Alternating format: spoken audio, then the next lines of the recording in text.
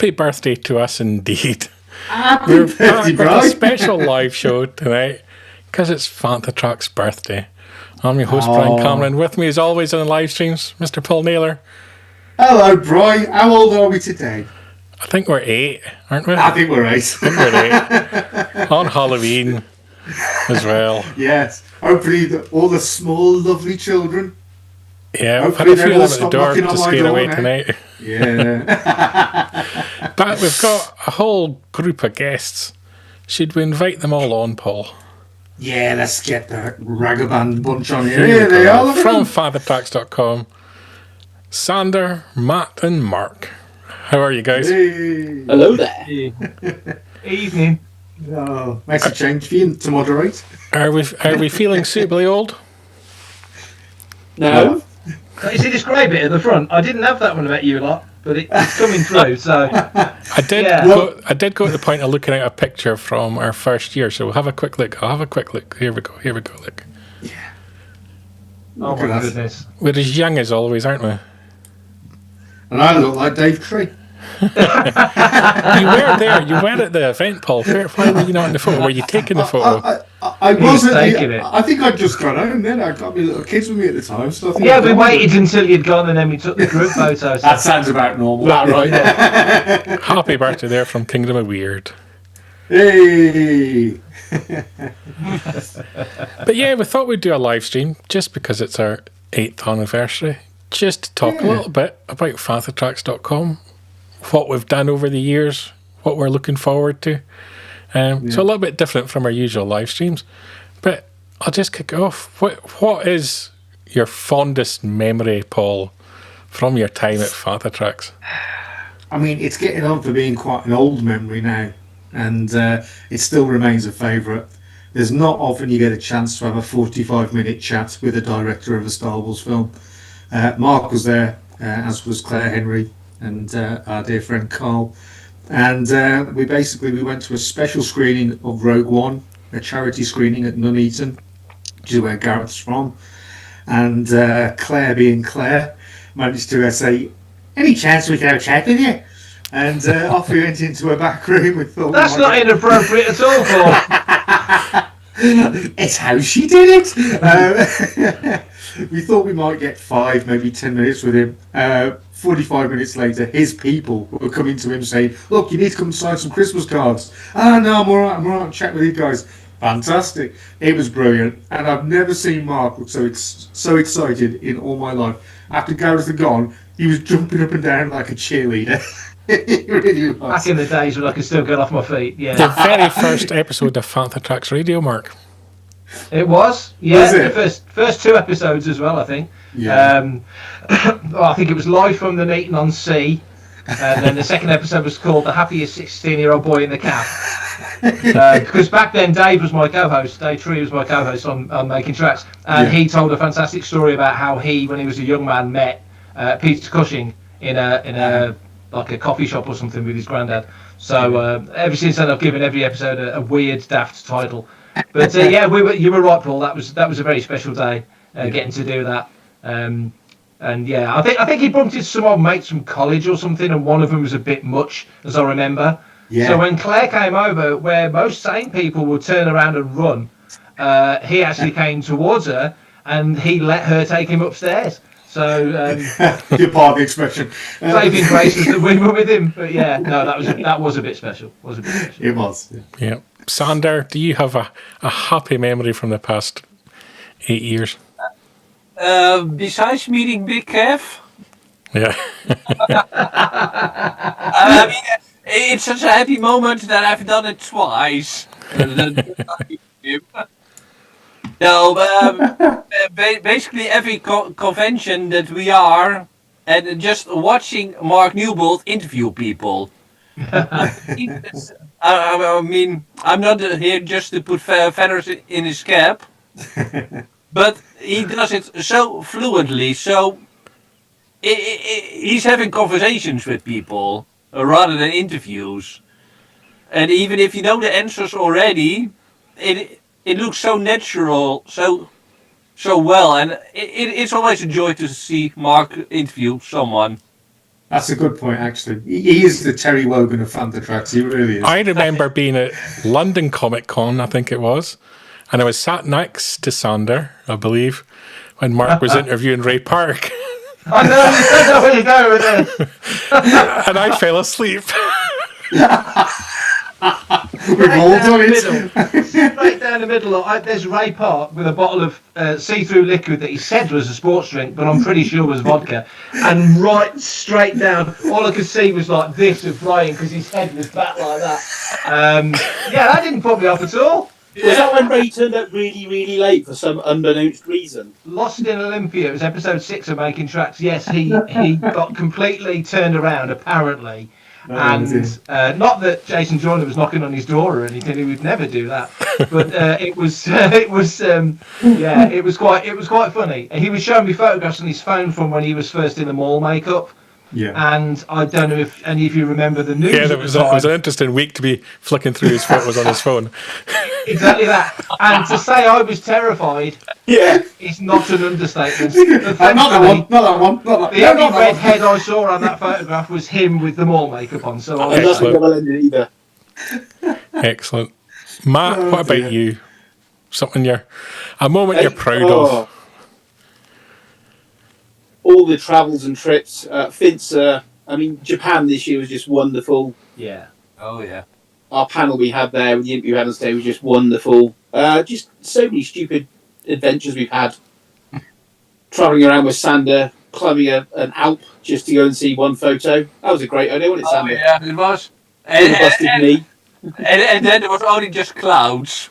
Yes, we were all out there to see the solo train chase crash scene, and we got there and it was all cloudy. Yeah. Well worth it. Yeah. The Going with journey Mark is to Death Valley was wonderful. Going with Brian Death to Valley. Norway twice. Yeah. All the events and stuff.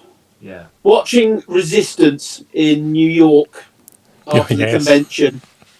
And all of us sat awake, me and Mark and Paul and Martin all sat awake watching it. We turned around going to sleep. Was that the Trumpy Bear trip? That was the front of that trip. Yeah, I thought it was. Yeah. We rented a tiny Airbnb and they banned it, so we had to move further out. Got a really nice big house to ourselves. We're like, winner. Big happy birthday Right. there from Paul McHugh in the comments. Paul, Hey! big contributor to all our social media posts. And Paul is the guy, if you're on Threads and you're following Fantha Tracks on there, Paul's got that platform well covered. Yeah. He's been a superstar with all the news lately. It's fantastic. Yeah. Yeah. And it's that was an interesting trip to New York because It was. I believe you posted and tagged one of the actors from Resistance. Yes. And Is then it we did Sean Chicago Christopher? a year after we met him. That's right. Yes. Yeah. Mr. Christopher Sean, who ended up doing the Ultraman movie. He was Ultraman in that. That was hugely That's popular. right. Yeah. He done loads of TV work. He came and sat and had pizza with us for a bit in That's Chicago, right. didn't he? He did, yeah. He was a lovely, lovely guy. That was the Was that same the risk. time- was- Go on. Sorry, Paul. Was that the time when he said, "Don't make a big fuss because I don't want people to know that I'm here"? And That's Matt, right. you went, "Come over here and if you photograph with us." Yeah. Top of your voice. Was it that time? That was the time. But that was also the same time, and Sandy, you're like this. This is the same one where Kev ordered a round of glasses of water to be sent over to Chuck Passovich's table. There was literally like 8 or 9 glasses of water, and they arrived at the table, and we all went, "Cheers!" That's terrible. Terrible. That's Kev. That's Kev. And We if you had don't deep know, dish pizza with Kev's Brian our and all the American full correspondent. pizza And Yes, yeah. talking of international correspondents in the comments, Mr. Adam O'Brien, Hey, Adam. Hey! Adam! Awesome. our Fantha Down Under. And Paul, you're his co-host on Fantha Down Under now. I am. I was just going to say now, I know Adam's watching. Adam, get in touch with me soon. We need to record the next episode, mate. So just give me a shout. And we've had lots of podcasts, Mark. You've kind of led the charge on Fantha Tracks Radio over the past few years. Any guest, any moment from Fantha Tracks Radio that stands out? You mentioned Gareth Edwards, obviously. Yeah, we've been very lucky because, like Matt says, we get around and about an awful lot. We do get to a lot of shows. Sander comes over to London Film and Comic Con quite often, so we've been fortunate enough to be involved with the Star Wars Zone there. So I think one of the things that we've done well is we've been consistent in terms of getting episodes out. I say ironically, there should have been an episode tonight. There isn't, but hey ho, we're doing this. What episode number was tonight, Mark? It would have been, in total of all Fantha Tracks radio episodes, tonight would have been episode 666. The number of the beast. Well, can't we can count this as that. I'm counting this. I'm counting this. But we've been very lucky. We've had some good people on. Me and Matt did the blue carpet at Rise of Skywalker, and there was content from that went on to We got loads making there, didn't tracks. We did very well. So there's been some really cool bits. Some are shorter, some are longer. You get a guest on like Brian Herring who you can talk, you can ask him a couple of questions and you get half an hour packed full of information, and other people you chat to for 10 minutes and it's a nice concise at the table kind of conversation. So it's a mixture of stuff, but yeah, it's great fun. It's and plenty of gas left in the tank. There's plenty more to come. We sometimes get the privilege of being perhaps the last person to speak to some of our sadly aging characters and the actors. I think I was probably the last person to interview Alan Harris before he passed away. I think you probably were actually, yeah. We got one of the final Peter May as well, didn't we? Yeah, asked if he had an alibi. we're not the kiss of death. No, it's not us. We promise it's not us. But you're right. I mean, in the time that we've been doing Fantha, if you think, since October 2017, who's left us? Yeah. Jeremy and Dave Prowse and. You could go on. There's Alan Harris you just mentioned, and Robert Watts. Robert Watts. That was one of the last ones, yeah. Exactly. You spoke to him down in where was that? It was Croydon. Sorry. Croydon. Yeah. So we've been fortunate enough to speak to these people before they've left us. So in that sense, we've been very lucky as well. So, but yeah, we take no responsibility for that. Can you remember what the first article was on FanthaTracks.com? I think it was data burst from the 501st, but I know that technically you're correct. Go on. Because that was posted on the 11th of October, because we started posting content 3 weeks before we went live, whilst we ironed out all the bugs. So technically you're right. We're still doing that though, aren't we, Brian?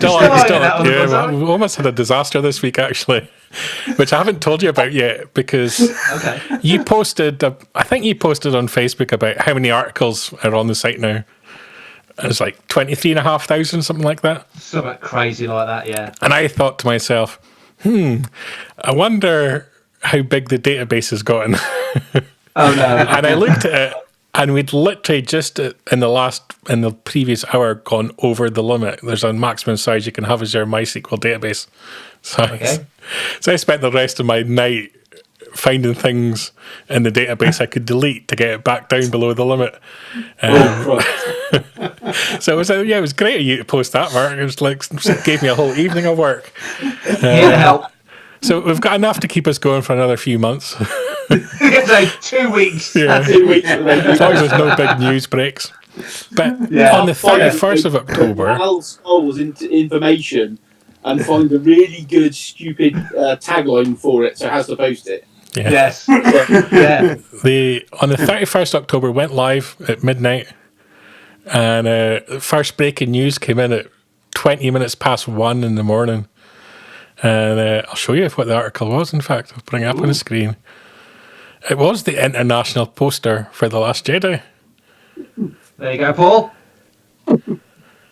So I knew Paul would love that. Hold it in. But at the same time, the international trailer for The Last Jedi dropped. And I thought, Paul would love to see that. So I pulled up the article and I scrolled down. They've taken the video down. Oh no! Hey, yes! Justice! So you've been saved, Paul. You don't have to see it again. Oh, what a shame. Why would they do that? Why take a trailer down? I'm going to take you to the premiere, Paul. It was really good. It was cold. It was cold. It was very cold. There was a reason I couldn't be there, and I'm so glad. Burning your leg out. Ingrowing toenail. Yeah. No, you were running around in your Chewbacca jacket, Matt. I remember that. Yes. Yeah. And still, like you did at Long Beach that time. Yeah. Same coat. I tell you what, a big shout out to Richard Mitchell, who goes to a lot of these events that we've been talking about. He is an absolute gent, isn't he? He's such a nice guy. Absolutely. One of the more quiet and unassuming members of Fantha Tracks, and he's such a joy to be around. He really is a nice bloke. I've known you over 20 years, longer than the rest of you, numpties. Yeah. Yeah. Poor Richard. Yeah. The in-sympathy card is in the post. Paul's posted one of his memories. Me wearing the crown cape at Burnley.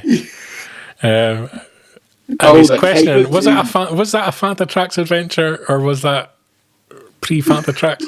That was pre-Fantha, I think that was pre, was just. It was just pre. Was it just? I think pre? that was my second last event.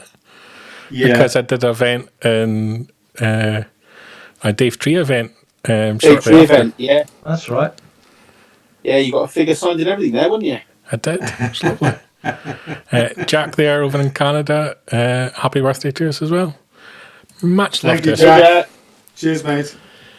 But yeah, we had a lot of fun in the Burnley events, Star Wars Fan Fun Day, and now Blackburn over the years as well. Very proudly got a little award from them as well for their contributions to the show as well, which was lovely. Yeah.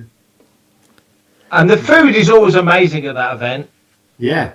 And we've had over the years, as you say, you allude to the fact that we were part of a different site before we did Fantha, and we've had some good fun there as well.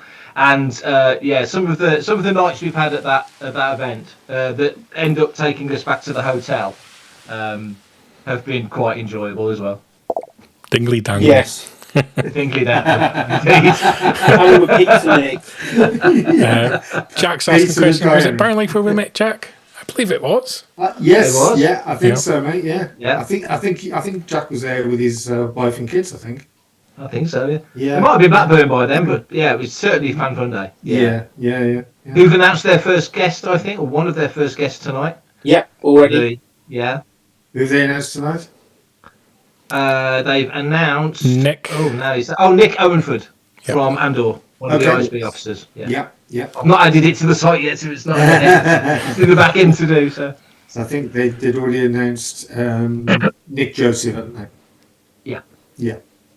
So Well, So good. they- I can find the video of Brian with his cape, but I can't find it. It was with the actress who was in the Star Wars Natalie video Cole. games. Oh, that was Yeah. when Jimmy V was there, wasn't he? Yes, He was. And Was it Kenny Baker's birthday? And there was cake. was it that one? Yes, it was that one. It Yes. was. I thought I was thinking of something else then. You know what I'm saying? I know. We're not talking about that. No, it was. It was the one where we cut the cake for. That's right. That was the cake Yeah. for Kenny. So 2015 or 16, that would have been. Yeah. Yeah. Was that a posthumous 10 years cake? ago. No, he was there. He was for the there. cake. He was there for the cake. Ah, right. Yeah. Yeah, lovely guy. Sorely missed. Absolutely. So that was how we launched. We launched with breaking news at 1:20 in the morning with a trailer and a poster for The Last Jedi. And I was an exciting start to the new site. Your thoughts, because it's been. I'm going to ask it direct, because it's Go on. not been at times. It's been pretty difficult 8 years to be a Star Wars fan. Would it be fair to say? Lots of ups and downs. Yeah. Out of the content we've had in the era that Fantha Tracks has been alive, Paul, I'll start with you and I'll go around the room. Is there content that you loved and content that you hated? And if so, name right. it. I mean, Andor is another level, isn't it? I mean, it's got that fine veneer of Star Wars that makes it Star Wars, but other than that, it's just a great drama anyway. For me, I still love Solo. I think it's such a great film, and I just really don't like all the negativity that gets. And I think a lot of that was people coming off the back of The Last Jedi thought, right, I'm done with Star Wars, but I loved the film Solo. I'd love to see Alden again as Solo. The actual thumbnail I've used for this show is actually some of us attending the Solo press event. Yeah. Which was a lot of fun. Yeah. We did that, and then we went straight to Pinewood. Pinewood and watched the midnight screening as well. That's right. Yeah, you did, didn't you? Yeah. Next day, something like that. No, it was the same evening. Yeah, we did it twice in 12 hours. The press event was at about 7 o'clock in the evening. Yeah. Then the film was released the next day, but obviously we had a midnight screening at Pinewood. Yeah. So we were at Pinewood in the middle of the night watching really Star Wars show that made next door. That photo though, that group photo of us all, because there's us guys and there's, I think Ruth was there, but I think she's in the car. She wasn't actually in the photo. Like, Paul Bateman and Athena were there, and Brent Criddle and those guys were there. So it's a brilliant sort of. There's about 20 of us, isn't there? Yes. Was that by like a bus station? As I recall. Yeah. Now we've had some great adventures over the years, but for me, for the Disney era, the Fantha era of films and TV shows, Solo and Andor stand out for me. Sander, for you? When it comes to the movies, I have to agree with Paul with Solo, but Rogue One is excellent as well. Yeah. Less than stellar for me personally. Well, episode 9 and Endor. And I know I'm the only one here in the room, but I was a bit bored with Endor at times. I mean, there are things I can enjoy about it, but it's a very different kind of Star Wars. I know, I know, and I get it. I mean, Star Wars has been so many different things, so I get it, and I can enjoy that aspect as well. But just give me a few lightsabers. I mean, I understand. Yeah, I'm more for space wizards. Matt, what about you? Andor through and through. Having started hunting filming locations, I've pretty much hit every Andor season 1 filming location in the UK you can do, bar a couple that are private lands. Working on doing some season 2 stuff. The show I enjoy it so much. Going to the Scottish Dam with Paul, McHugh and Brian and Gus that day was just wonderful. Visiting all the other locations around the country. I mean, Mark and I did one when we went to the Willow premiere, and we did about 3 locations in London a couple of days after the episode had aired. Maybe a week after, get to the Willow premiere, and the head of ILM's there in the queue with us. And we look at the sheet in front. We look at the sheet in front of us, and it's like talent or media talent, and me and Mark are there, we're like influencers. We're like, oh god, okay, yeah. Oh, what do you think of Andor? And we're like, bloody brilliant. The work you've done is absolutely fantastic. And I had a really good chat with him, and then went downstairs and had to pose in front of a big billboard. And we're like, okay, official Disney photographs. Yeah. And all the media taking photos of us doing Charlie's Angels poses and stuff. Going back to the dam where you were with Paul McHugh and Paul did some stunning work with his drone there. Yeah, he's quite close by and bent up a couple of times, and it's brilliant. Yeah, that was amazing what came back. We went to the base camp, I think, because Paul McHugh found he found a way of finding out where it was, should we say, secrets. And we went there, and I got stuck in the mud. And they all laughed at me, and we had some cool drone footage, and then Neil lost his drone, and just amazing place to go and film. Mr. McHugh, if you're still watching, one of the funniest moments for me was at the end of one of the celebrations where they were showing behind the stage, and as they panned out, there was Paul out there by BB-8 waving. How did he get there? Never what you know it's who you know, you know that. Exactly. That was fantastic. Mark, what about you, content-wise? Content-wise, I totally agree with Solo. I think when we all came out of seeing that, I think we all, more than one person, and I certainly completely agree. I think it might be Paul Bateman actually said, that's the most fun I've had watching a Star Wars film since Return of the Jedi. And I thought, what a great way of putting it. Yeah. So I love Solo, and it's a repeat watcher. And it just makes me sad that they couldn't and didn't, for whatever reason, do more. And also that I wish Disney Plus had launched a year before it did, because I think Solo would have been a TV series rather than a film, and I think it would have prospered. Bad Batch, I absolutely loved Bad Batch, which was a surprise when that came out, that how good it was. And I wish there was more in it. So I'm looking forward to more Shadow Lord. I know it's not the Bad Batch carrying on, but I love those characters. I think they gave them a great resolution. And again, Andor, I absolutely loved Andor. But I also like the fact that Sander doesn't like Andor, because I love the fact that different Fantha trackers have got different opinions and different vibes. That's what I always try to say, is the people that are on Fantha Tracks, when you join a team, you're never quizzed on anything other than do you love Star Wars, and that's about it. And if you love Star Wars, you've got something to contribute. Everybody's got their own opinions on everything, and they're all entitled to share those opinions. And that's what makes it work for me, because if you have a great team, you're going to have the widest range of opinions possible, and everyone should have the platform to air them. Yeah, absolutely. Agreed. Yeah, absolutely. So we're going to talk about The Last Jedi now? And I'll go for a break. For me, The Last Jedi was the worst. The worst, absolute worst of Star Wars you could reach. So what do you think?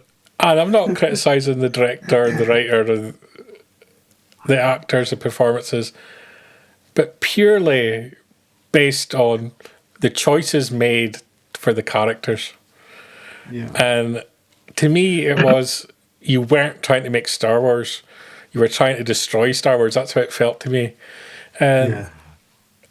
And there's a whole negativity after it, which affected Solo and Solo's performance. But it kept the comments that kept coming out from Rian Johnson about how he didn't want to make a Star Wars film. Don't make one then. Please, please don't. That's the answer. And now we will hear from him. He wants to keep making. It's like, no, go it upsets me every time I read it. And he did the same with Breaking Bad. He made the worst episode of Breaking Bad as well, the one with the fly. Just He did that? terrible. I did. That was him. That was Rian Johnson. Yeah. He directed that episode. He directed, I think, he directed more than one episode, I believe, but he was responsible for that one. It was just like how to take a show and ruin the characters in 40 minutes. But don't you think though that we as Fantha Tracks came along at a strange time, because we're like 45 days ahead of the release of The Last Jedi, ahead of Solo, obviously ahead of Episode 9, however many 700 and odd days ahead of Disney Plus. But once we get past Rise of Skywalker, the film era still hasn't kicked off again. We don't get another film until May, and hopefully, we get that, then we get Starfighter, and hopefully things start moving on from there. But we know from the past that when there's a movie, things are really sort of bobbling along. The fandom now feels very different. That when there's not a film or a big project, started, and you got the worst of Star Wars. So we started on a downward trajectory. And by the time we got to Rise of Skywalker, they were too scared to make any more movies. So they started making TV, and then they realised what I said at the outset, that you're not going to make money from streaming. And now they've learned that, they've stopped making Star Wars TV. So they're going back to movies. They had the worst possible trailer for The Mandalorian and Grogu. It was depressingly boring. But deep down, secretly, I kind of think it might end up a little bit like Solo and actually be a really fun film. And that's maybe just the shot in the arm that Star Wars needs. Yeah. Bit of action, bit of goofiness, because Star Wars has always been a bit cheesy. Bit of goofiness, obviously some great visuals. And of course, in The Mandalorian has delivered in the past droids getting kicked, which we love. He'll be happy. He'll be very happy. Jack made a comment. He's enjoyed the Sunday evenings having Brian bless his screen. If you're talking about content, the Mando for him. So that's my one fan there. And he emigrated, sir. Paul says, as the Credit Cape didn't count, I'll be covering the Rise of Skywalker premiere in LA. It was a privilege and an honour. That was fantastic coverage. Paul did when he was over there. Yeah. And Paul also hunted down the sheep that were in Andor as well. Yeah. Because that's the kind of Yes. wacky things we'd like to do in Fantha Tracks. Yeah. Jonathan there wishing us a happy birthday as well. Thank you, John. Cheers, Jonathan. Jack's excited for Mando. And the Mando series did come out, and it did, in many ways, reinvigorate the franchise a little bit. The first two series, certainly, and there was elements of the third series, except Lizzo, that were good. Yeah. And Jack Maybe Black. it got the merchandising with Grogu, didn't it? Yeah. Yeah. Yeah, I suppose when Force Awakens came out, which we're about to celebrate the 10th anniversary, thank the makers coming in December at farthest, after farthest from, so that'll be a great weekend. But 10 years since that, and BB-8's the big deal, and then the following year, Age of Ultron comes out, and the Hulkbuster's the big deal. So you always have these big things that will turn up. This Bat being a toy guy, and then Grogu comes out, and he's everywhere. He's like high-end stuff, sideshow. But he wasn't. It was a Arguably, crazy decision by Disney and Favreau not to do any merchandise. Yeah. And I remember about 2 weeks after they put a video out, so we decided not to do any merchandise. We didn't want it leaking, so you all got that wow factor. Outside Disney Plus of was only in America. outside of the fact that the Force Awakens was happening, because everyone was talking about Star Wars coming back for Episode 7, Grogu, or Baby Yoda as he was known at the time, is probably the only time in the Disney era of Star Wars where Star Wars has been mainstream. Yeah. That's fair. Yeah. That little green mush was slapped on everything.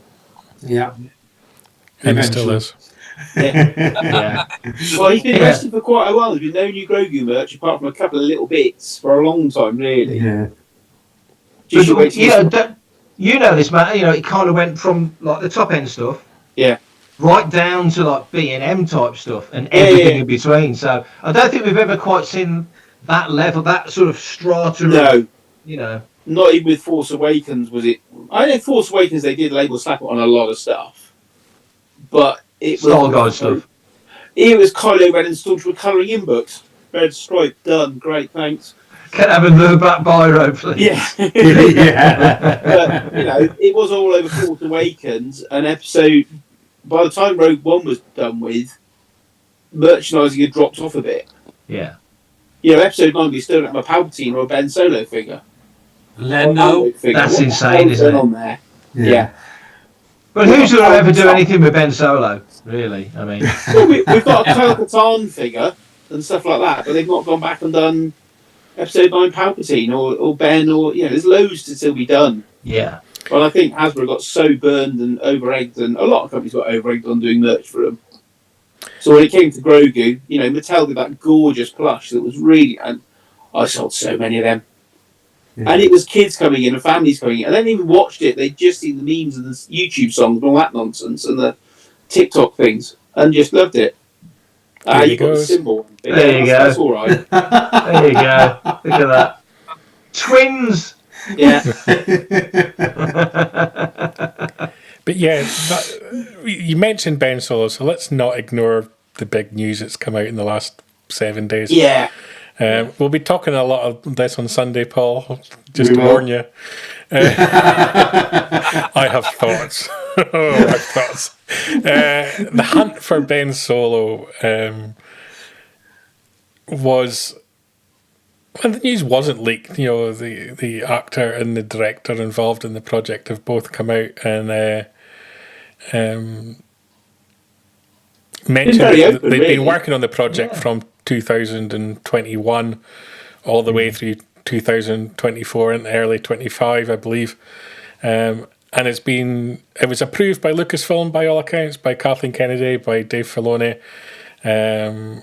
Script was written, the highest price ever paid for a Star Wars script, and it was taken to Disney, and between Bob Iger and Alan, whose second name now slips from my memory, Bergman. Thank you. They decided no, not based on budgetary concerns, not based on release windows like you would expect, but based on creative. And I have a new guest joining us. I think, or trying to join us. But their Wi-Fi doesn't. Is it Kathleen Kennedy? It could be Kathleen Kennedy. It is Adam Driver.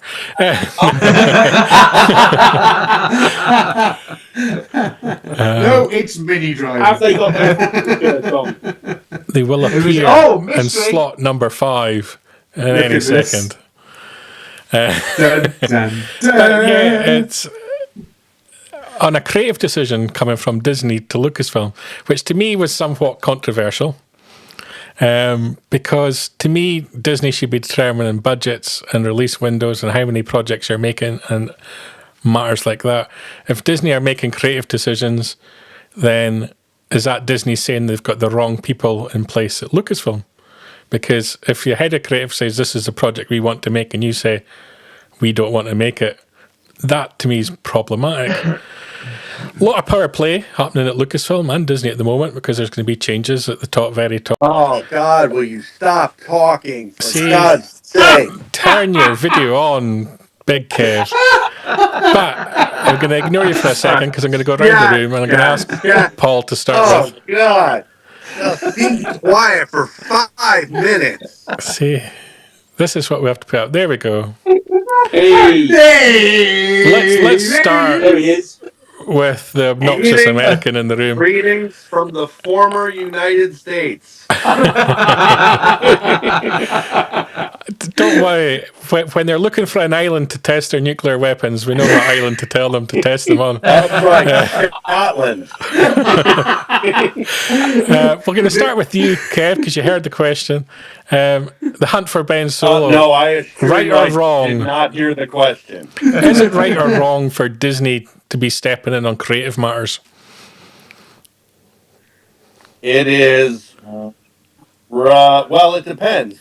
What's the issue? I don't know the source of the issue. Adam Driver was very keen to make a new Ben Solo movie. It went through 3 years plus of work with Lucasfilm, approved by the president, approved by the head of creative. They spent $3 million on a script. They'd worked out what the budget was going to be. Everything seemed to be in place. And then it went to Disney for final approval, and they were told no.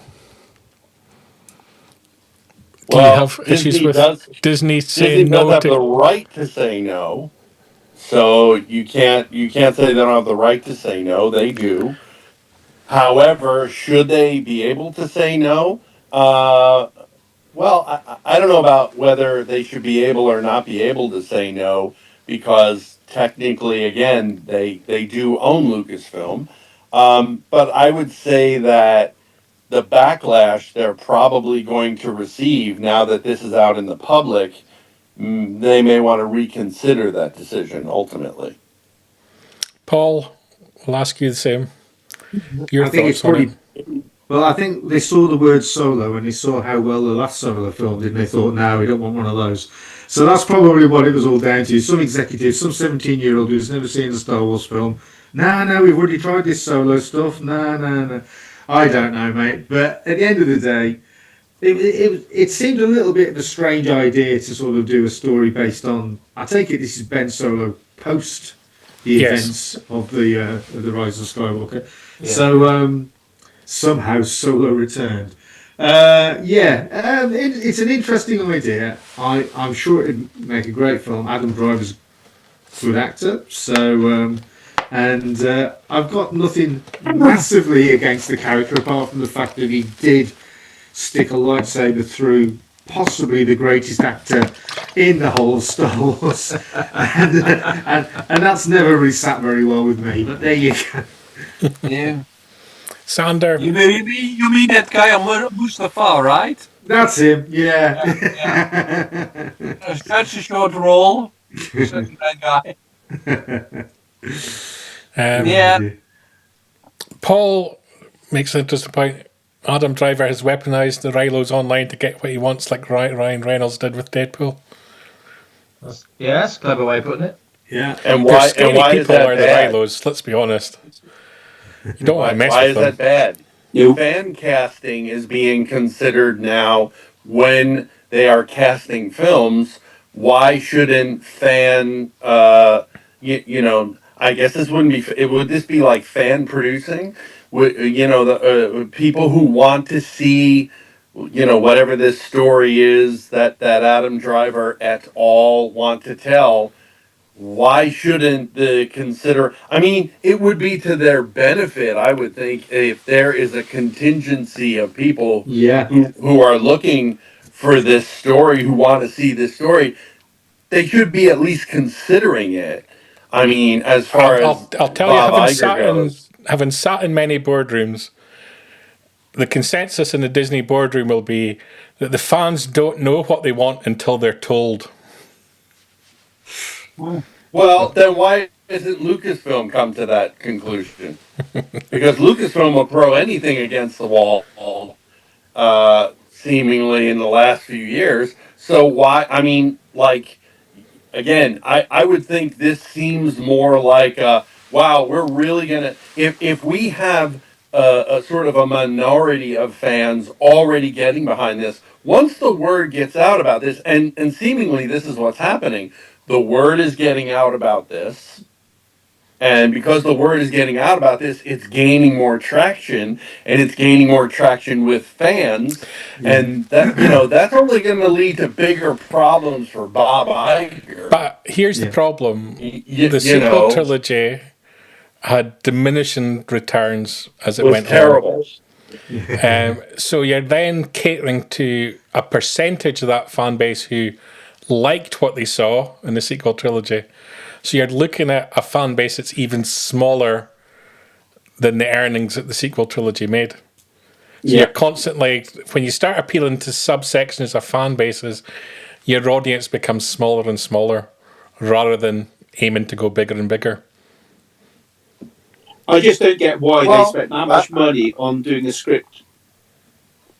That's the problem Disney have got, in my opinion, is how have you allowed Lucasfilm to spend millions on a project that apparently, categorically, you did not want to make? And that's where my concern is. There's a massive disconnect between the top at Disney and the top at Lucasfilm. Yeah.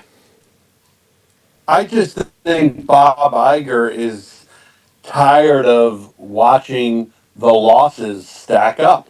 And it doesn't matter if it's from Star Wars or Marvel or Disney proper or Disney Plus. Well, I think he is just tired of hearing and reading and experiencing and watching loss after loss after loss. So I'm feeling like they want to take less gambles, which he must see this as, because there hasn't been enough fervor yet from the fan base to have him consider it as anything else. My response to Bob Iger would be that every Star Wars film has been profitable. The only unprofitable Star Wars content has been Disney Plus content. Disney Plus is Bob Iger's baby. I said from the outset it was financially unviable. Every other accountant in the industry should have been saying exactly the same. Obviously, the ones don't have enough courage to speak up to Bob in his boardroom. If I can see it, everybody else working in the industry should be able to see it. So if Star Wars has been unprofitable, it's been because of his decisions. Time to go. 2026. Goodbye, Bob. I mean, that's what they said the last time Bob Iger left. And this is where I think you've got. This is the reality of where I think you are with Adam Driver. And Adam Driver does not want Bob Iger to be picking the next CEO of Disney, because if Bob Iger picked the next CEO, it would be Alan Bergman. And so he's basically buried the two of them. The people that the actors want are the other two main contenders for CEO, because they're in positions where they're interacting more with the actors and thus they know them. This is a political move, I feel, not just from Adam Driver, but probably by Lucasfilm, so that the next people in Disney are what Lucasfilm may consider the right people, and if the right people are in Disney, then the project could get revived. Because early 2026, you're probably going to get the announcement of who's replacing Iger. Yeah. I mean, this is almost like the HasLab mentality of toys, isn't it? Let's band some stuff around about. Oh, sure, that's it, Paul. That's it, Paul. Poke me right in the spot where you want me to blow up. That was what you did that for, right, Paul? Just there. Because it wouldn't be me participating if we didn't blow up Hasbro during any kind of content, right? I get you. Oh, Kev's here. Let's evoke the great unholy billion-dollar company needs to have finance their production. Unbelievable. What I don't mean financially. I mean from the sort of interest point of view. So what they're doing is they throw this idea out there, see how many people get on board and go, yeah, I'd love to see that, and try and gauge the sort of like. Well, in fairness, they do that at every celebration because they announce all these projects and then never make them. Oh. Tell me about it. So many good ones that we've never ended up with. Yeah. I remember turning up to see the panel and learn about the new Boba Fett movie. yeah. That with you, dude. When's that out?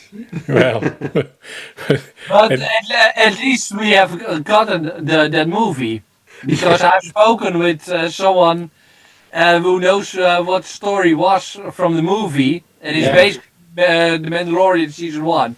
But with Boba Fett during the time between Empire and Return. Right. Cool, that would have been nice. That's a perfect era to pop a story in. I can't believe I've upset Big Kev so much. He's gone. No, he's turned into the Rocketeer. That's what's happening. He's back. He's back. He's getting his Starbucks. We know what he's doing. I'm keeping an eye on you, Paul. What other stuff can we incite Kev to anger with today? Are you hoping to do a new HasLab for the Mandalorian and Grogu? Isn't it bad enough that I'm living in a totalitarian state? Isn't that enough? You got to bring up HasLab on top of that. We're no better here, Kev. Kev, what I would recommend to you, mate, is get yourself a little dinghy. You could come to this country, you'll get $4,000, you'll get a hotel, and everything. And then if you misbehave, we'll give you 500 quid when you leave.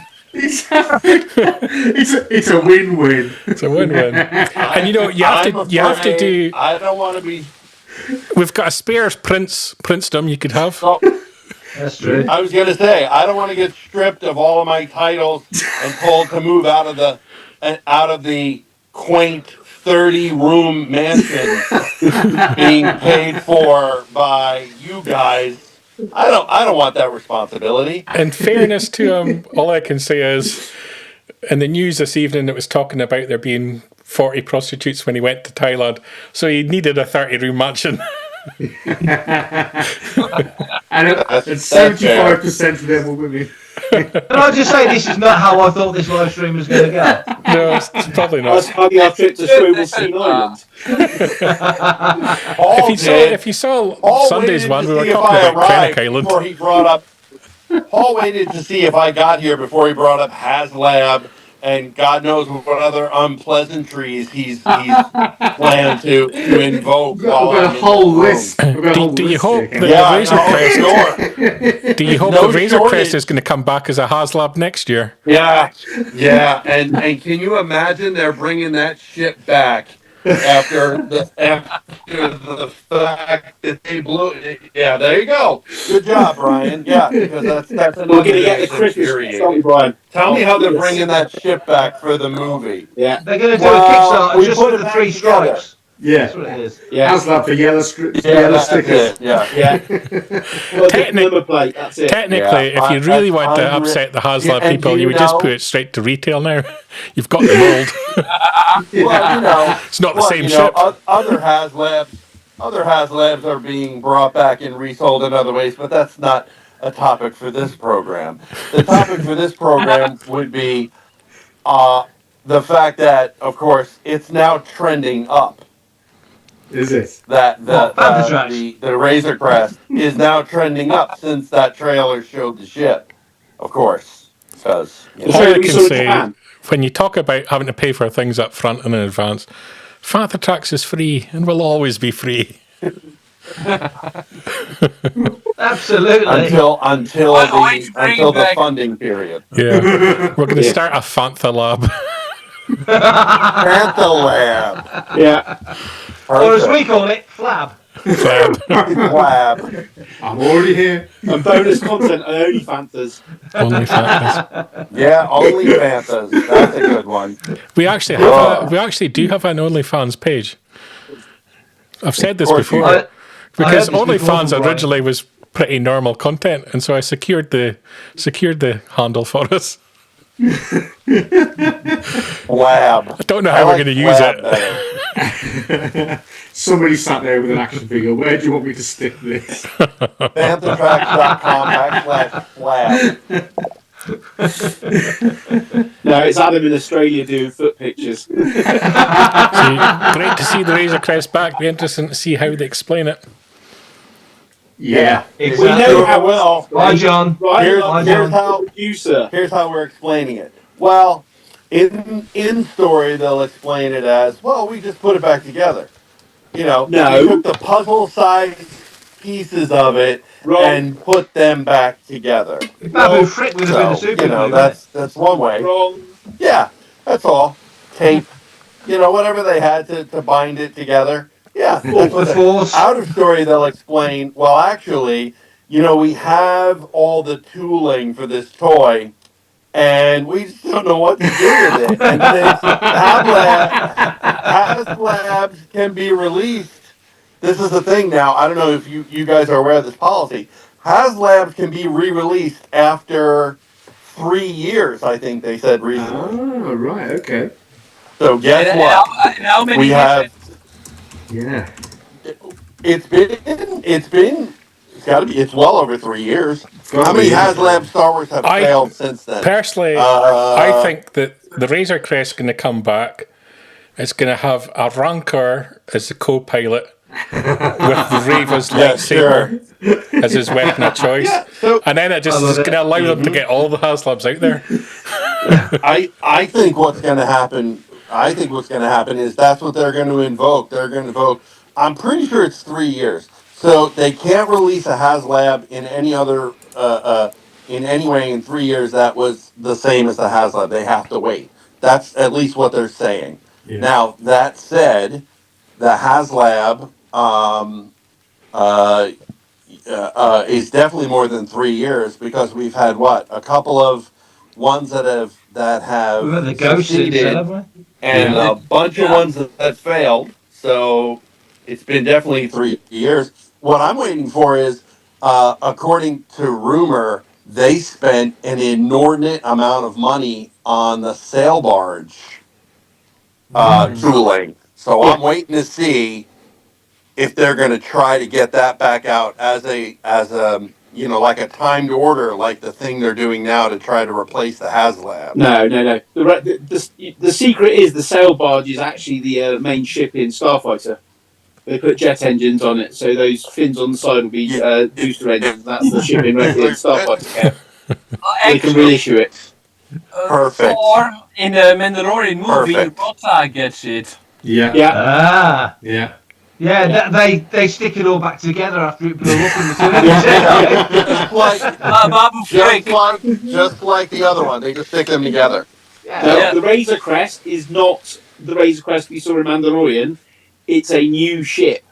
Because the producer of the film and TV show was sat next to me and Brian in the panel, and he told us, well, that's not the same ship though, is it? You don't think there's just one Ford Bronco in the parking lot in America? He said they went to and they bought a new one. That's But fine.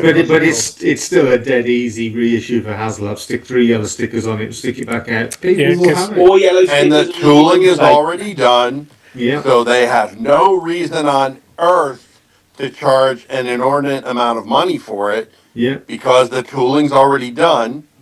So we'll see. We'll see how they're gonna stick it to fans It'll be with the same Razor Crest 2. because Interesting your story from... Valentine's Day Ewok, which I know you've already pre-ordered your Valentine's Day Ewok, is the same price as a regular figure. And that's just a retool with some wings. Because it was an Or interesting the story. Christmas one, With some or the wings. Valentine's Day Yeah. one, which I know you ordered.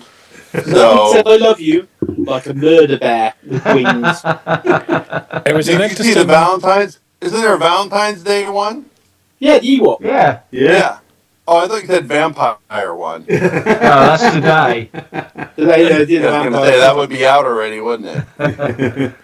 The interesting thing about meeting the producer from The Mandalorian was I met him first because Matt was late to the panel as normal, and I didn't know who he was to start with, so I was just having a conversation, and he was telling me about how he liked reading Fantha Tracks, and he'd been having a conversation at work, is how he described it, with Kathy and Dave about one of our articles that we'd posted and blah blah blah, and I didn't twig who Kathy and Dave were at work. You wouldn't, would you, Brian?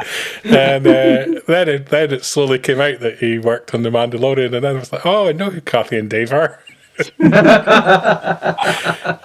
then I never said to Matt when Matt came along, I never introduced Matt. No. So then Matt had the same Matt doesn't moment. need introduction. Matt had the same that's moment why. of discovery. Yeah, he goes, oh, I like your shirt. I made that. I went, oh, you work for the printing company, do you? He goes, no, I made the Ahsoka TV series. I was like, no, good, Brian. No. And that is one of the most fun things about doing content with Fantha Tracks, is the people you meet. And he enjoys listening to Rich Hutchinson's podcast, Massive into the Yes. Star Wars. Collecting Tracks, another great podcast. Yeah. And You're right, Brian. I'm so good, Santa. Go. And we have made quite a few friends along the production line and actors as well, haven't we? Yep. We have, yeah. That's the nice element of it, is as we've spoken before, sitting down and having a pizza with someone that making the content that you love. Guy Henry. There's been many pizza incidents over the 8 years, to be fair. Haven't we? It's kind of become a thing. What about Chicago when Dan Lowe took us for that pizza at the end of the runway and the pizza was that deep? And the plane was that close. Yeah, but my hotel was closer to the runway than the restaurant. You were staying in a different hotel from me. I could high five the pilots as they flew past. I forgot about that. Yes, you were on your own, weren't you? Yeah, abandoned in Chicago. Oh dear. I think we lost. Abandoned. Was that where the drive-by happened? Yeah, that's where I nearly got killed with Dave Tree. Yeah. Yeah. Some random Oh, car the drove joy we've past had. and just shouted that they were going to kill us if we didn't leave. We were literally just waiting on our Uber. Very strange. Send the military in, sort out Chicago. Before we go back, are you looking forward to LA next celebration? Yeah. If it happens. Yeah, I think so. I think so. It all seems a bit weird at the moment. I know we've not done the States this year. It's the first time in a long time we've not. Obviously, Japan was the priority this year, but it's the first time in a long time that I don't think any of us have been to the States, which is quite unusual for Fantha. So, of course, we've got Kev there already, so Because we you're can not go to allowed America. Yeah, exactly. Perfect. That's Exactly. correct. States. But yeah, I'm looking forward to LA. I mean, it's the 50th, isn't it? So hopefully it'll be a bit special. You'd think. Election year, isn't it? Said pizza. Oh, there you go. Yeah, Down Down a that'd bit. be great. Down a bit, down a bit. Down a bit, down a bit. Down across that way. Wow. Across it. There you go. Yeah. Perfect. Oh, All When those- you talk, He's down. waving it around like he's trying to get a signal. Bring your yeah, funny when you face. talk, we go through the screen. Put it in front of your head. Yeah. That was a very nice pizza, but man. Yeah. I think we were going to order at least 3 or 4 more, weren't we? And they looked at us and said, "What? Nah." Yeah, to a prize for that. Yeah, go on, that's a prize for that. But one of the was that the same Where year? was this? Sorry, I missed the beginning of the conversation. Where was Chicago. this? Chicago. Chicago. The Hold pizzas on. were like a mattress. I'm going to interject here. Are you talking about the final dinner, the one I set up? Oh No. no, Oh, that was amazing. No, it was about the first dinner. Okay. Yeah, that was So the hilarious. final dinner, I wanted to order multiple pizzas, and that guy said no. The manager that I spoke to when I set that all up, he said, you don't need that many. And I'm like, you don't understand. There's X amount of people. And he goes, I'll tell you what, you order this amount that I tell you, and if you want more, they're on the house. And we didn't even finish the ones that we ordered. Kev, which was the one we went to where we told him it was Matt's birthday? It was Oh, the twisted kilt. That was it. Twisted kilt. Oh, yes. Oh, I have that video. If anyone would like it, post. And came the ice cream, the singers, happy birthday to And you. the dancer. And then he thought, brilliant. But then he put it on the bill.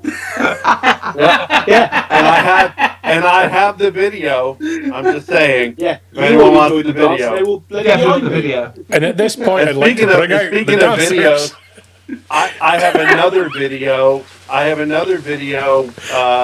Where you can hear myself and Mark Newbold as we're driving in New York. We had to make a pit stop after we visited Regal Robot. Yeah. For reasons. I have that video also, in case anybody. If anyone wants a That burn man video material. on Matt Booker, I'm your man. I've got all the burn videos right here. What do we call that? The Booker files.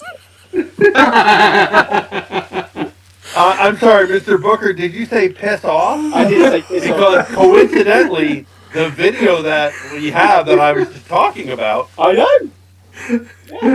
just saying, had to do with someone pissing off. So there you go. Matt, if you want this Off video the to side of the disappear, highway. Kit Kats. So there you Kit Kats go. to America. Send him Kit Kats, you'll be sorted. Chunky Kit Kats. Yeah. Why somebody That's would right. be having a wheel on the side of a road, I don't know, but that's definitely a thing. It's called a freeway, not a wee way. Hey! Hey! Yeah.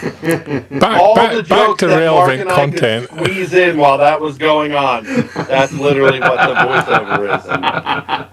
Back to relevant content. Yes, Brian. Yes, come on, drag us back in. We did. I thought this was a celebration. Yeah. I don't know if Matt being at the side of the road is much of a thing to celebrate, but we went to Japan this year. Oh, it is. If you have the video, it's definitely a celebration. You enjoy that on your own, Kev, whatever floats your boat. You need to be age I'm gonna verified to float see my that boat kind of onto content now in the UK. That's true. Yeah. The background checked. I was apparently Pornhub's down 80% viewing in the UK. It was on the news earlier. Yes. There you go. You lost your login, Brian. I lost my login. I completed it. What all genres? Yeah. Celebration Japan, people. Star Wars content. Before Brian pops back into actual content, I'm going to pop out here. Congratulations. Happy anniversary. I'm glad I got to participate a little bit. Brilliant. If you guys are still on in a while, which I'm sure you won't be, I'll pop back in. But otherwise, take care, guys. Thank you for joining us, Kev. Thanks, Very Kev. much appreciated. Bye. Love you, Yeah. mate. Take Whatever. care, pal. Bye. Bye. Cheers. Bye. It's gone. Hey! Hey, Awesome. How What a cool. legend. What a legend. How cool. Even now, we've had a special guest. Celebration Japan. Yes. Wonderful. Sadly, I wasn't there, so I'll leave that, guys. That's I remember you. I had some work that came up that I couldn't get out of, so I thought, well, better do that. Yeah, hey. But, yeah, exactly. Yeah. So, One of the highlights of this year, obviously, any celebration tends to Paul be. wasn't there. It becomes a focal point. Was there a part of the trip that you enjoyed most? I'll start with you, Matt. Kevin and I walking around, well, we went to Disney Sea, and Kevin and I walking around there, and a guy comes up to me, and Kevin goes, "Are you Fantha Tracks?" in like really broken Asian language. And I was like, "Yes." And he goes, "Oh, big fan of your look. Well, love what you do. Really enjoy your content and all the rest of it." I was like, "Where are you from?" And he goes, "South Korea." I went, "Oh, okay." It's just like, blows my mind the global reach we have just posting Star Wars nonsense and just news and stuff that you don't think of, that you hit the entire world. when someone in South Korea is a fan of your site, it's quite crazy. That it's quite an eye opener. Same with RJ from Lucasfilm, the producer telling you watch us, reads our stuff, and it's just like, really? It's like, okay. He's like, you're our go-to news website and stuff. So even they, because he's like, we don't see everything that gets posted from Lucasfilm. We only see what we're working on, and we don't see the broader picture. So I don't think they have an internal newsletter that explains, and we just seem to pick on all the news. There's so many of the team that just pick news and send it in to be posted, that you see the people at the company come and see us, see what we posted about what's going on in the Star Wars world. It's quite an eye-opener and quite rewarding, isn't it, really? Yeah. Yeah, it is. It's nice to know that people are reading it and soaking it up. And also because, there's the site and there's the pods, there's the TV and there's the socials. So there's loads of different ways into following Fantha Tracks. There's people that follow the Instagram that don't follow anything else. Yeah. And that's Fantha Tracks to them. Weirdos. So I love... Oh, no. But...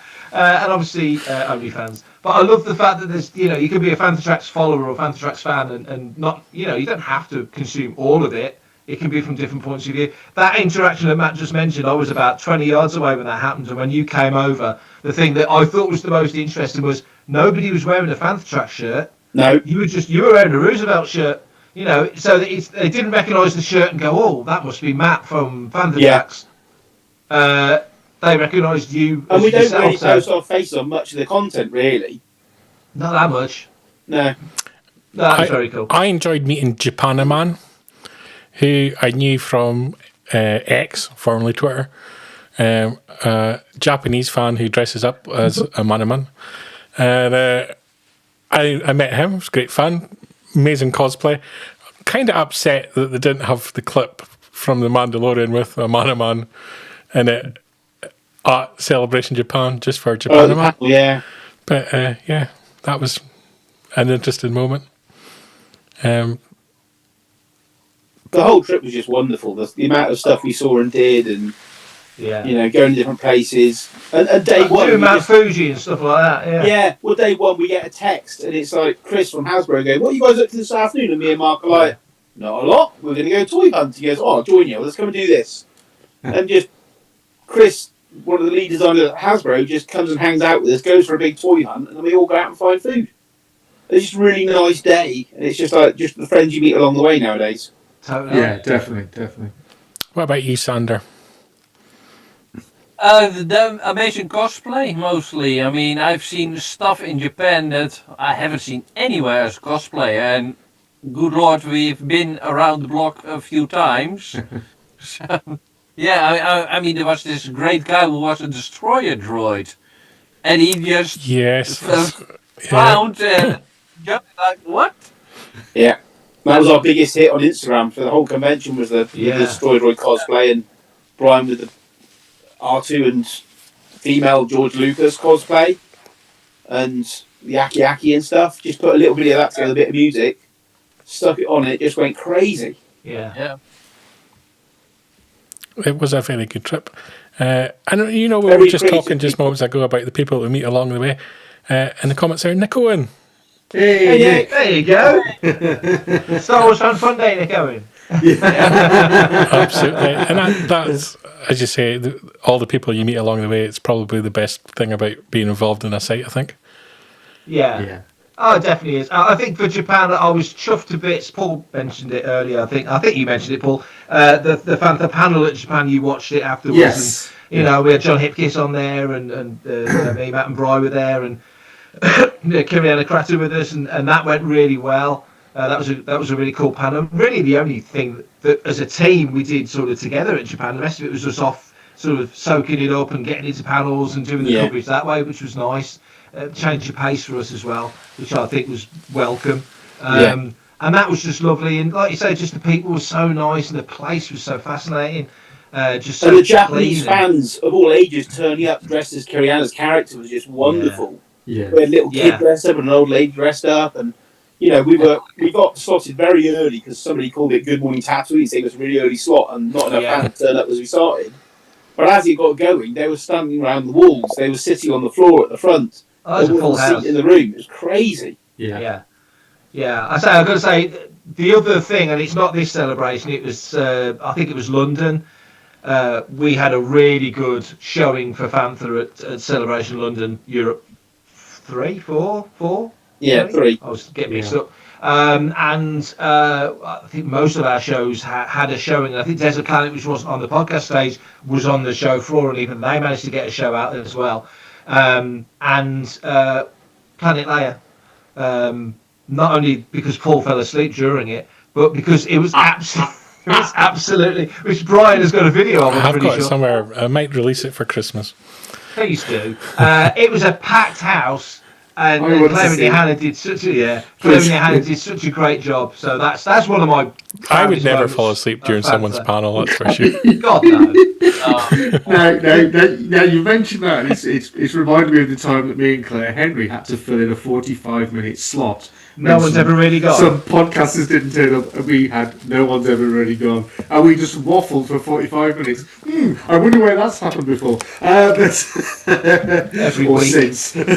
Yeah. But it was such good fun, and me and Claire just laughed all the way through that. Brilliant. I often wonder, because I keep a track of all the shows that have been on the podcast stage, and I have often wondered whether anybody else has ever had the nerve to do an unofficial podcast at Celebration, because I list that show as a podcast that was at Celebration. Yeah. And if anybody ever asks, "Oh, how many podcasts?" Oh, well, actually, there's this. What's that one? Oh man, you had to be there to see it, mate. We should have recorded that. I really wished. We should have done, but it was so funny. But one night only. Exactly. That's the best thing about all of this for me, has been getting to know you guys. It's just been becoming mates with people that are also into Star Wars, and in most of your cases probably more than me. So I thought I was bad enough, but no, it has been. I mean, it's brilliant, and like Nick says, always great interviews. Of course, Tony Gilroy's stolen a lot of content from us as well, because in Andor he introduced Good Morning Coruscant, a clear rip-off of Good Morning Tatooine. And we constantly use the hashtag Fantha Tracks are everywhere. And what did he do in Andor? Got friends everywhere. Yeah. Stealing our content. Shocking. Who could forget the episode we did, Bri, as Buffy and Puffy, or whatever they were called? You never know, they may come back someday. Actually, I was thinking, I mean, it's Halloween. I was like, already. Of course, people there. It's when we do the episode where Kev dresses up a sheep and puts a mug over him and some extra horns in his head. Then we don't worry. And Paul McHugh chases him across the screen. That's it. So, some of my highlights have been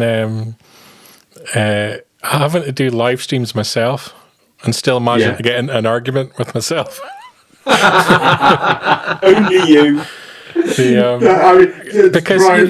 you go into it, and like, to do an hour show by yourself, it's quite a daunting thought at the start of the show, but it's quite easy to get into deep conversation on Star Wars just to a screen and a microphone. That's why he's enjoyed having me on board so much. But some of the best moments have been where the text failed with like 2 minutes to go, and I've suddenly gone, I need to go to another room to be able to get signal. Dialed in, and literally he's introduced the show where I just pop up on screen. I don't think Brian's even been expecting me to be there. Here I am. No, I think that the thing I took from that was Brian saying the best thing about doing the show is when I do it on my own. Well, we can now exclusively reveal bye-bye. Dear. Next year, have we got plans? Well, hopefully. I've got about 12 pages of plans. Really? Yeah. New York Comic Con's 20th anniversary next year. So that'd be very cool to go to. I'd love to go to that, yeah. Power of the Force, I really would love to go to in Germany, if that's possible. Finally. Yes. I'll see you there. I'm not the only one anymore. No, this year. I'm still surprised that Richard was at Norse ForceCon. Yes, that's right. Yeah. What? He really enjoyed that. Turned up when I'm here, like, oh, okay. That'd be nice to do some European shows. And we'll see about that other place across the pond. It'd be nice to get back there, but it just all feels a bit weird at the moment. But it should be a good year. And like I say, it's our 9th year next year, so we're pushing towards the 10th in the year of the 50th. So I mean, that's going to be a bit special. Yeah, so we planned it. Yeah, it'd be nice to get along to the premiere of Mandalorian and Grogu if that happens. Very true. Yeah, but certainly there'll be plenty going on around that. But yeah, I'm with you. I'm thinking some European shows, away from the UK would be very interesting to go to. It's just how the diary pans out, really, isn't it? I've already got my sellers table booked for Fan Fun Day. So, well, we've got a couple of Echo Lives next year as well. Yeah, as we always do. Yeah. And I'm trying to work out whether I might be able to get, at the tail end of this year, along to the Day 3 event at Fordingbridge, because I am away, but fingers crossed I might be back in time to see at least part of it. Good. So, I've just got to figure that out. Yeah. Comic-Con Stuttgart would also be a nice one. Yeah. In November. What, next year is it? Well, this year's. Yeah. I mean, they really have a really big Star Wars zone there as well. Yeah. Just remind us all, Sander, where you're based. Netherlands. You're in the Netherlands. Yeah. Nothing good there. Just you. Yeah, just you, mate. That's nice of you to say. I'll see you there, Nick. Yes, I'll be there. Come on, buy some merch. Yeah, I'm looking forward to the year ahead. It's going to be interesting. It's going to be interesting to see what happens with the Mandalorian and Grogu for sure. We'll find out a lot more about Starfighter. Potentially we'll find out what is the future for Star Wars on live streaming. What is the future for Disney and live streaming? Probably a bigger question. Yeah. We might have a new president of Lucasfilm. Certainly going to have a new CEO of Disney. Well, she did announce, didn't she? She did announce she was stepping down and she'd be staying on as producer for Starfighter. So, on her own words, I'm not pushing her out the door. Bob Iger retires December next year. His successor is probably going to be announced before this January, February time. And then about April or May, somehow Bob Iger returns. Bob Iger has clearly established you need a clear and obvious reason for someone to come back. He won't allow it if there's not a clear and obvious reason. More interestingly is who takes over from him, what changes they make amongst the leadership, and what impact that has on Lucasfilm. Does the loser in the race for the Disney CEO get the Lucasfilm CEO job as compensation? Yeah. Or does Lucasfilm promote from within? Lots to look ahead. Time will tell. Lots. And we will be here to cover it all. In a single file. On a single file. I think on that note is a good note to end the show. For all the content, head to links.fanthatracks.com. You'll get all our links to our social media, website, podcasts. No, it's not there on the screen. Fantha Tracks Radio, Fantha Tracks TV, all the content at links.fanthatracks.com. That's the one, Mark. Thank you. Find us on Facebook, Twitter, Instagram, and YouTube. Finders, don't go make fish cakes. YouTube. And on that note, it's a good night from them. And it's a good night from them and us and everyone.